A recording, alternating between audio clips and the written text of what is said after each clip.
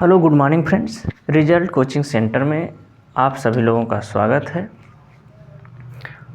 आज हम लोग स्टार्ट करेंगे यूरोप में राष्ट्रवाद का उदय। यदि आप किसी से पूछें, अगल बगल में ही पूछ लेना कि चाचा ये बताइए राष्ट्र क्या है, राष्ट्र क्या है?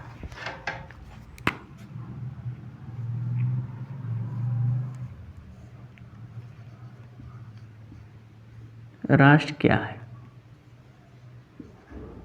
ठीक है, एक कोटेशन है, राष्ट्र क्या है। तो ज़्यादातर लोग क्या कहेंगे कि राष्ट्र मतलब देश, राष्ट्र और देश एक ही होते हैं। और कुछ लोग कहते हैं हिंदू राष्ट्र बनाएंगे, मुस्लिम राष्ट्र है, हिंदू राष्ट्र है, इस तरह के राष्ट्र की बात करते हैं। मतलब राष्ट्र में जो व्यक्ति केवल एक वर्चस्व को कायम रखना चाहता है कि हिंदू लोग ही रहें तो हिंदू राष्ट्र, दरअसल ये बात गलत है। केवल हिंदू रहें ये बात ठीक हो सकती है, लेकिन राष्ट्र जोड़ देना काफ़ी गलत बात है। इसीलिए एक व्यक्ति था फ्रांस का दार्शनिक है अर्नेस्ट रेनल। उसने 1823 से 1892 तक बेचारे का जीवन यापन रहा। 1882 में सॉर्बोन विश्वविद्यालय में उसने अपना कोटेशन राष्ट्र पर बात को व्याख्यान के रूप में प्रस्तुत किया और उसने बताया कि भाई जो इस तरह की बात कर रहे हैं कि समान भाषा होनी चाहिए, समान नस्ल के लोग होना चाहिए, समान धर्म के लोग होने चाहिए, समान जाति के लोग होने चाहिए। यदि समान भाषा, समान जाति, समान धर्म के लोगों को मिला करके यदि किसी भी राष्ट्र का निर्माण किया जाता है तो वह राष्ट्र है। एकजुट कर देना यानी समान भाषा वालों को, समान जाति वालों को, समान धर्म वालों को एक स्थान पर, एक भूक्षेत्र पर एकजुट कर देना और नाम दे देना कि यह राष्ट्र। तो इसकी वो कठोर आलोचना किया, कहा भाई ये राष्ट्र नहीं है। राष्ट्र का मतलब सभी को तवज्जो देना, उसमें सभी धर्म के लोग होने चाहिए, उसमें सभी जाति के लोग होने चाहिए, सभी धर्म के लोग होने चाहिए, सभी नस्ल के लोग होने चाहिए, सभी कलर के लोग होने चाहिए। उससे कोई फर्क नहीं पड़ता। सभी लोग जब एक साथ एकजुट रह करके यदि किसी काम को करते हैं तो वह राष्ट्र है। हमारे यहाँ क्या है कि लोगों को भाषा समझ में आती है, चलो भाई भाषा है, जाति समझ में आती है, यह जाति है, नस्ल भी समझ में आ जाती है कि भाई ये इस नस्ल का है इसलिए ऐसा है, धर्म भी समझ में आता है, लेकिन लोगों की भाव समझ में नहीं आते, भाव ही समझ में नहीं आते। और कुछ ऐसे वर्ड बोल दिया करते हैं लोग ताकि दूसरे की भावना आहत हो जाए। तो जब भी दूसरे की भावना आहत होती है तो विद्रोह मचाते हैं सब। फिर कहता है तुम्हारा धर्म वाला हमारे धर्म को ऐसे कैसे बोल दिया, तुम्हारा जाति वाला हमारे जाति को ऐसे कैसे बोल दिया। मतलब साथ रहकर भी आपस में लड़ना, तो यह राष्ट्र नहीं है। तो आइए समझ जाते हैं राष्ट्र क्या है। कोटेशन कहाँ का है भाई? कोटेशन है अर्नेस्ट रेनल का, एक व्यक्ति है, उसका नाम याद रखना, एग्जाम में पूछ सकता है आपका।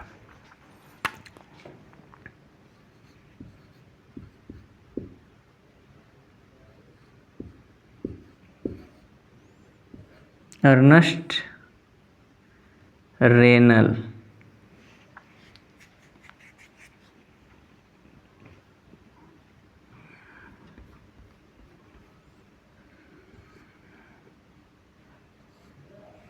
अर्नेस्ट रेनल,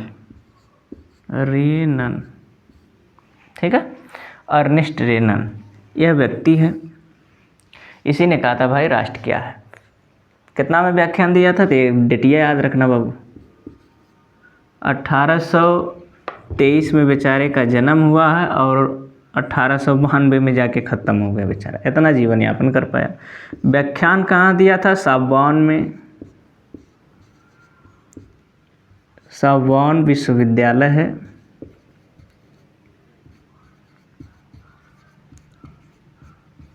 यहाँ पर अपना व्याख्यान दिया था ये। और इसका एक निबंध में जिस छपा, प्रसिद्ध निबंध था, और उसका शीर्षक था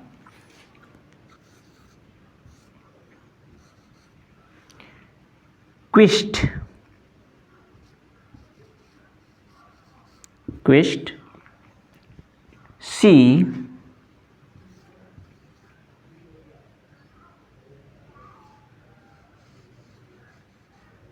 क्यू ऑन नेशंस।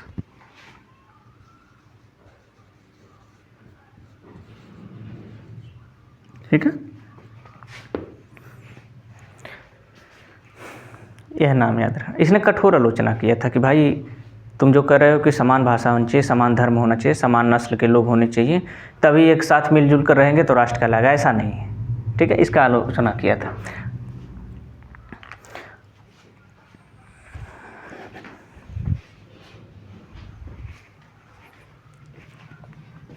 ठीक, इसको याद रख लेना।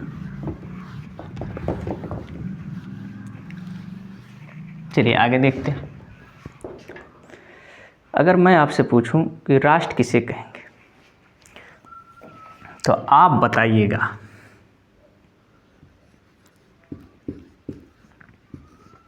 राष्ट्र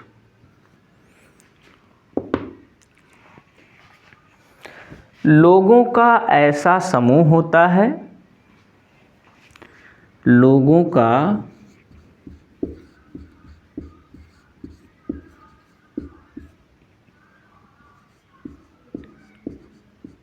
ऐसा समूह होता है, लोगों का ऐसा समूह होता है जिसमें साझा संस्कृति, साझा इतिहास, साझा कुर्बानियाँ और साझा जातियाँ, साझा भाषा, सभी को समान विशेषताओं के आधार पर, ठीक है, क्या होगा? समूह में होता है साझा संस्कृति,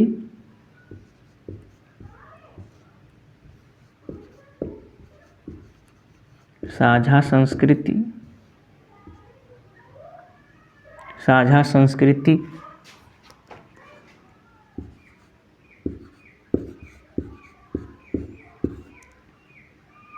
साझा इतिहास,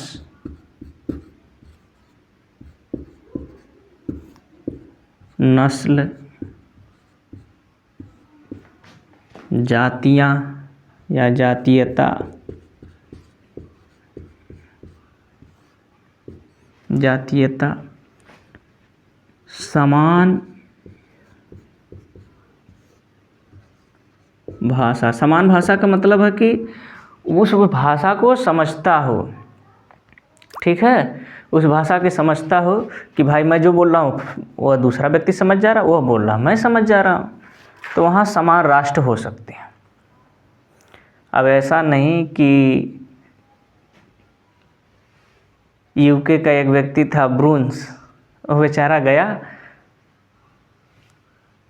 खोज करने, पता चला हेलीकॉप्टर ख़राब हो गया, जंगल में टिक गया, और जंगल में जैसे गया तब तक उधर से बहुत सारी जनजातियाँ उस पर हमला कर देती हैं। अब बेचारा जान बचाकर भागता है। कुछ दूर भागा तो उस समय उसके जहाज़ में 7 लोग थे, 7 में से 3 लोगों को मौत के घाट उतार दिए सब। भाषा ही समझ में नहीं आ रही।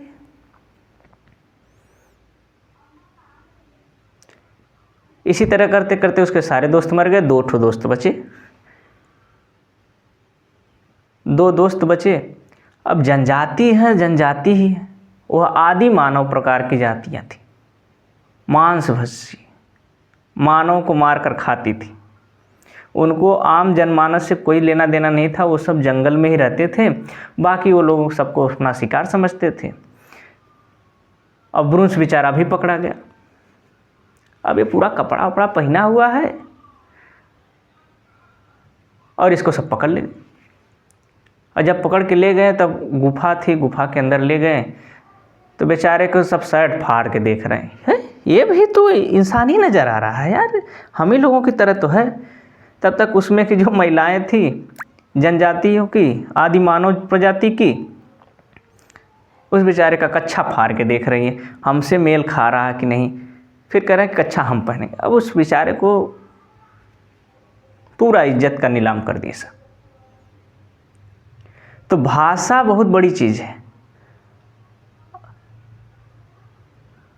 अब बेचारा बोल रहा है, उनको भाषा समझ में नहीं आ रही है, और वो सब उसको अपना शिकार मान रहे हैं। किसी तरह से बेचारा भ्रूंश जान बचा के भागा,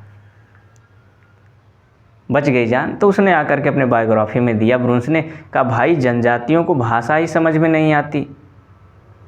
यदि आम इंसान इधर का सोसाइटी का, नगर के इलाके का उसमें जीवन यापन करना चाहता है, किसी आदि मानव समाज की लड़की से शादी करना चाहता है, तो पता लगेगा कि उसको भाषा कुछ समझ में नहीं आती। हाँ, फीलिंग समझ में सकते हैं कुछ देर तक, वो फीलिंग के सहारे, अपने भाव के सहारे ही उन जनजातियों से अपना जीवन बचा पाया। तो ऐसी ऐसी भाषा, समान भाषा, ठीक है। समान भाषा का मतलब भाषा समझ में आनी चाहिए।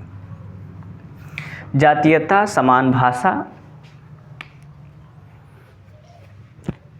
जैसी समान विशेषताओं के आधार पर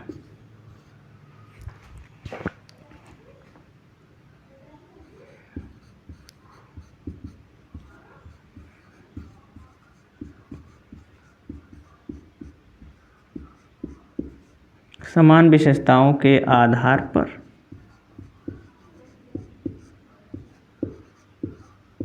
ठीक है,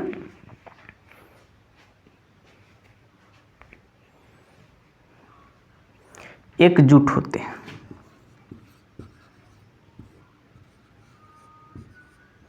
एकजुट होते हैं, ठीक है।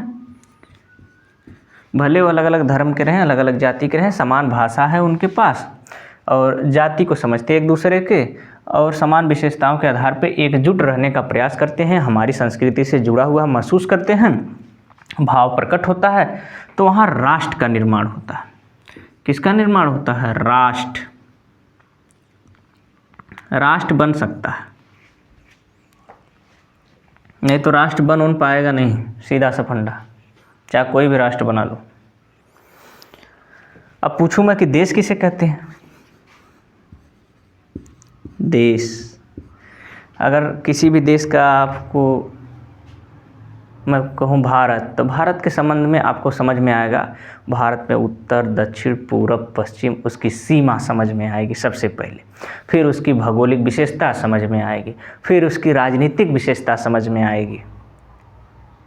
तो किसी भी देश में उसकी निश्चित सीमा होती है, उसकी भौगोलिक विशेषताएं होती हैं, उस देश की राजनीतिक विशेषताएं होती हैं और राजनीतिक सरकार होती है, ठीक है। राजनीतिक सरकार होती है तो उसे देश कहते हैं।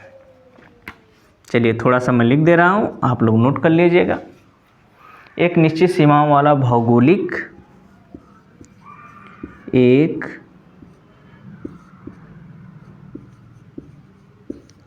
निश्चित सीमाओं वाला भौगोलिक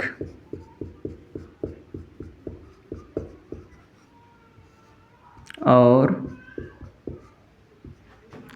राजनीतिक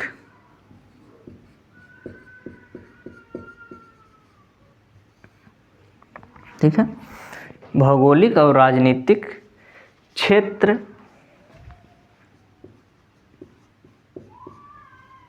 है जिस पर राजनीतिक सरकार होती है, ठीक है, जिस पर एक सरकार का शासन होता है, किसी भी राजनीतिक सरकार का शासन होता है,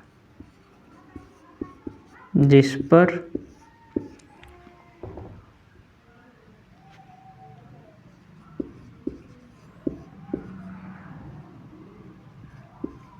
एक सरकार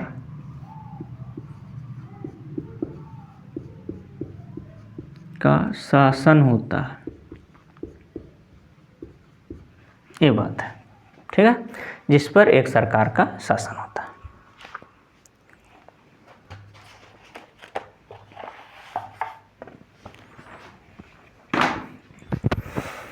स्क्रीनशॉट ले लो, चाहे तो लिख लो। चलो मैं मिटा देता हूँ, आगे देखते हैं।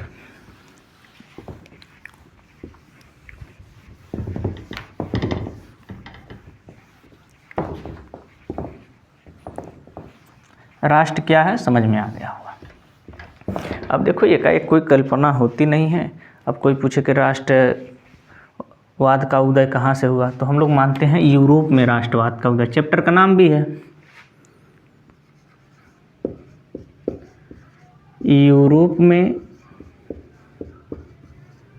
राष्ट्रवाद का उदय, ठीक है। तो यह जो राष्ट्रवाद का उदय है, आम लोगों से पूछोगे कि भाई राष्ट्रवाद, कहेंगे अरे आदिकाल से, आदिकाल से, आदिकाल से नहीं है, न किसी राजशाही खानदान से ये है, आदिकाल से नहीं है रहा। 250 साल पुराना है। कितना साल? 250 साल पुराना है, 250 साल, इतना दिन पहले का है इसकी पैदाइश। और इसकी कल्पना की गई। एक व्यक्ति था जिसका नाम था फ्रेडरिक शार्यू। कौन था भाई? फ्रेडरिक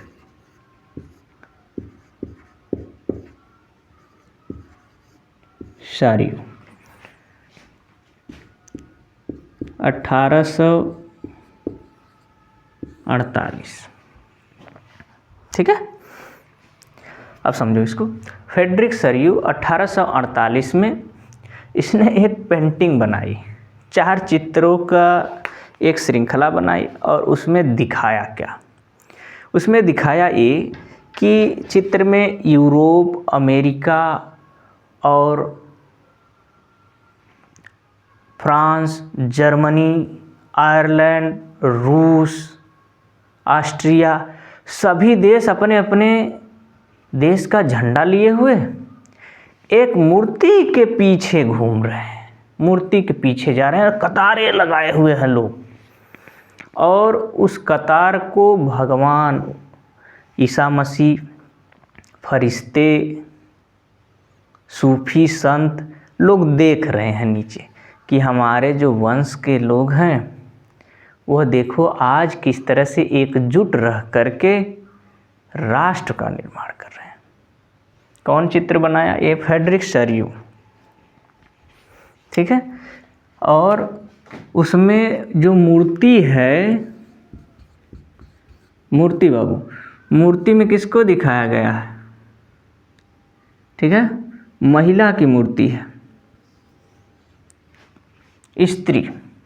स्त्री की मूर्ति है। और स्त्री की मूर्ति क्यों है? क्योंकि फ्रांस की क्रांति के दौरान स्वतंत्रता का कोई अगर कृति के रूप में या चिन्ह के रूप में मान्यता मिली तो स्त्री का, स्वतंत्रता मतलब स्त्री, इसीलिए बोला जाता है भारत माता की जय। चलिए तो आइए समझते हैं। फ्रेडरिक शार्यू ने चित्र बनाया और एक ऐसे समाज की कल्पना की जब कहाँ से समाज आता है? यूटोपिया। यह वर्ड भी जान जाइए क्या है, यूटोपिया।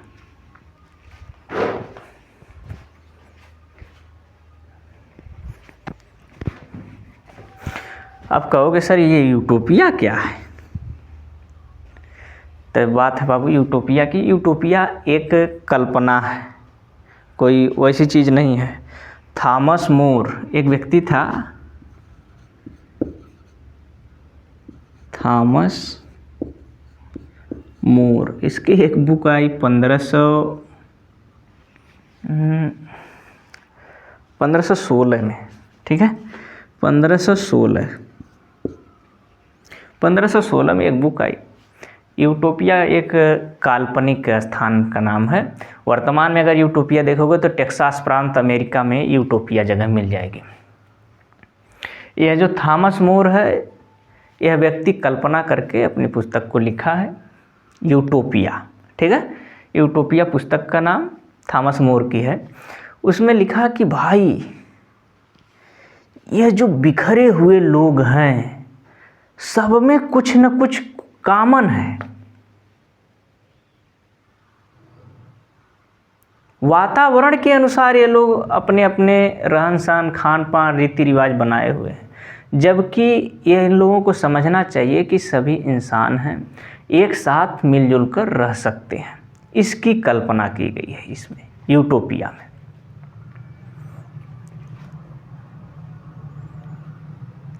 उसने कहा यूटोपिया के लोग अलग अलग समूहों में बटे हुए हैं, लेकिन यह एक हो सकते हैं।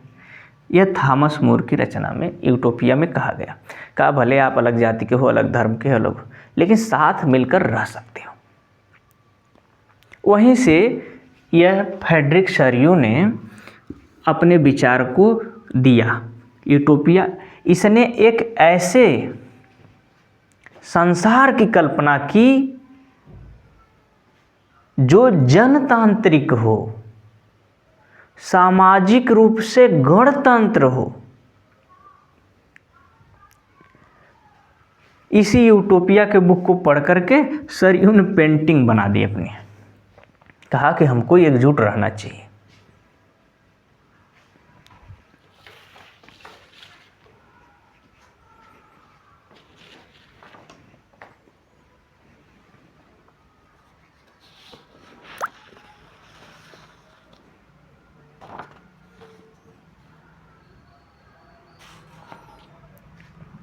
ठीक है, तो यूटोपिया का मतलब समझ गए होंगे, मतलब जहाँ ढेर सारे लोग बिखरे हुए हैं लेकिन ये लोग एक साथ रह सकते हैं। इसकी कल्पना दर्श मात्र है यूटोपिया। ठीक, इसके आगे क्या कहा इस पेंटिंग में से और क्या निकल के आया?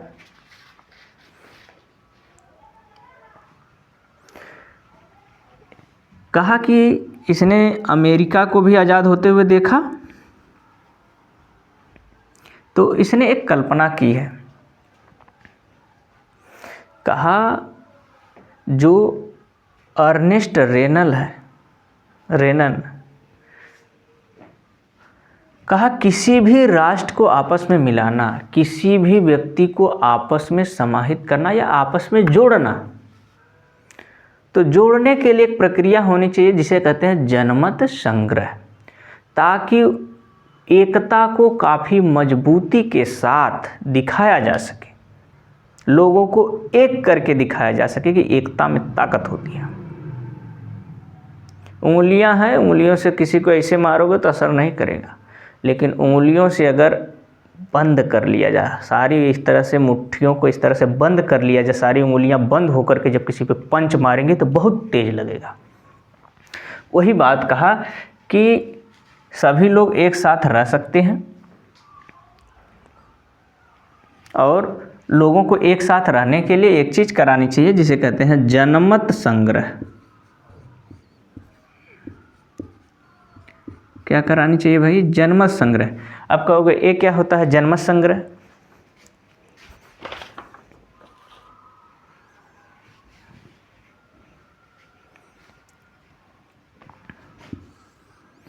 जनमत संग्रह तो कोई भी क्षेत्र होता है आपके गांव में, तो लोग कहते हैं कि हम इसके पक्ष में, इसके पक्ष में नहीं, इसके पक्ष में, इसके पक्ष में नहीं। तो वही चीज़ है कि एक प्रत्यक्ष रूप से मतदान के जरिए एक क्षेत्र के सभी लोगों को स्वीकार या स्वीकार कर जुड़ना है तो जुड़ सकते हैं और नहीं जुड़ना है तो नहीं जुड़ सकते हैं। इसके लिए पूछा जाता है मतदान के जरिए। भाई आप सबको एक साथ बुला करके नहीं ना हाथ उठवा सकते, हाँ कौन कौन हमसे जुड़ना चाहता है, भाई उतने लोगों से आप मेल नहीं खा सकते, लेकिन हाँ मतदान के जरिए सारे लोगों के विचार जान सकते हैं। तो स्वीकार है या अस्वीकार है इसका विचार जान सकते हैं और इसी के जरिए किसी भी क्षेत्र को अपने राष्ट्र में जोड़ा जा सकता है। तो उसे बोलते हैं जनमत संग्रह। उम्मीद है ये चीज़ समझ में आ गई होगी आपको।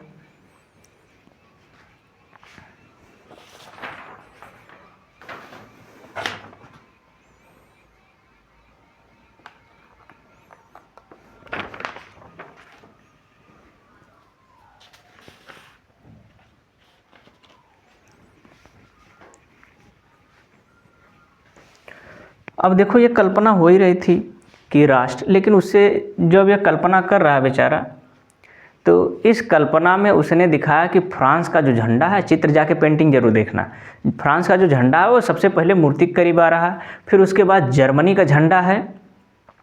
जर्मनी का झंडा काला, लाल और सुनहरा, फिर उसके पीछे देखो ओ लगा हुआ है, और देखो यह उसको भी जोड़ रहा है उसमें, जबकि जर्मनी उस समय यूएसए का सदस्य नहीं है, संयुक्त राज्य अमेरिका का सदस्य नहीं है, फिर भी इसने उस झंडे को उसमें लगाया है। तो यह कल्पना राष्ट्र की हो ही रही थी, लेकिन उससे पहले यूएसए और प्लस स्विट्जरलैंड,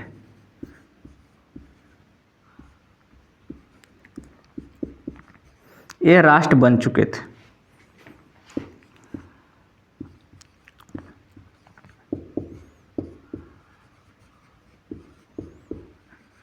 अमेरिका के 13 उपनिवेश आज़ाद हुए फ्रांस के जरिए। आपने फ्रांस की क्रांति में पढ़ा ही है इसको। तो उस समय जो फर्स्ट टाइम के यदि कोई राष्ट्र की कल्पना किया तो यूएसए किया, अमेरिका किया, और आज देखो अमेरिका कहाँ है। उसकी सब पॉलिसी बहुत तगड़े काम की। आज 36 करोड़ की जनता के साथ, 36 से 37 करोड़ की जनता के साथ अमेरिका टॉप 10 इकोनॉमिक्स में है। पैसा बढ़ गया, उसके यहाँ संसाधन बढ़ गए हैं, लोग कम हैं, जिससे लगता है कि हमें और भी आगे तरक्की कर सकते हैं।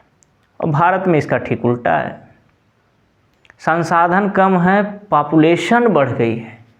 आज 150 करोड़ के ऊपर जा रहे हैं हम लोग, संसाधन घटते जा रहा है। पॉपुलेशन के लिए कोई न नियम है न कानून है, सब बंदूक की नोक पे चल रहा है। यहाँ कोई भी काम होता है, इस काम के लिए तुम इतना पैसा दे दो, हम तुम्हारे इस काम को निपटा देंगे, बस यही चल रहा है। हर जगह घूसखोरी, भ्रष्टाचार भरा पड़ा है। चलिए देखते हैं। तो ये फर्स्ट टाइम राष्ट्र बना, ठीक है, यूएसए और स्विट्जरलैंड।